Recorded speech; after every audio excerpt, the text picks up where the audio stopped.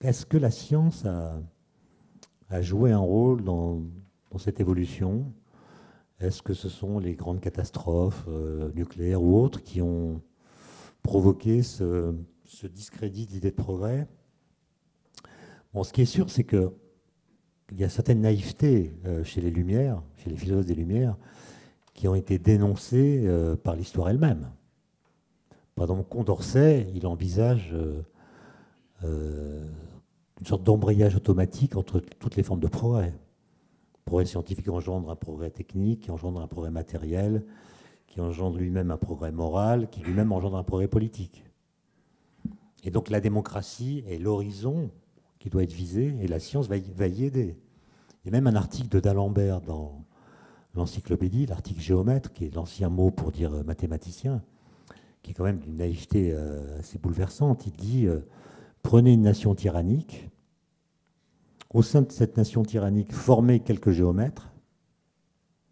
Quelque temps plus tard, dit-il, le peuple se sera libéré de son joug.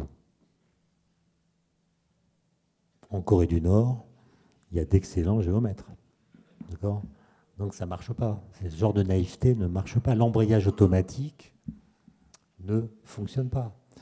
Et donc il faut interroger ce que nous avons fait, notamment au XXe siècle, de l'idée de progrès. Alors souvent, on parle de la bombe atomique.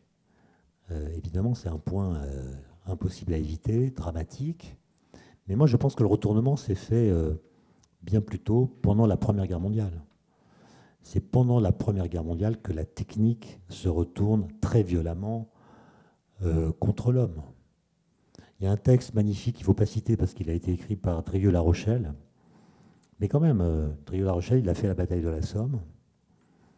Et il raconte dans un texte comment alors je ne sais pas si c'était un escadron ou bref, ils ont été décimés par des mitrailleuses allemandes. Et lui s'en est sorti, mais il a perdu presque tous ses camarades. Il raconte comment certains obus peuvent, un peu comme dans les bandes dessinées, emporter le corps en laissant tomber l'uniforme à la verticale. Et il dit, cette phrase incroyable, il dit « Nous étions victimes de vieux calculs oubliés ». Pour moi, c'est ça le retournement. C'est quand des ingénieurs calculent des mitrailleuses, après leurs calculs deviennent des mitrailleuses. Ce n'est pas eux qui tirent sur la gâchette, mais il y a là un enchaînement qui produit ce retournement de la technique contre l'homme. Et je pense que la Deuxième Guerre mondiale, évidemment, est absolument dramatique, mais elle fait écran vis-à-vis de la Première. Mais c'est vraiment pendant la Première que les choses se sont vues intensément, très violemment, pour la première fois.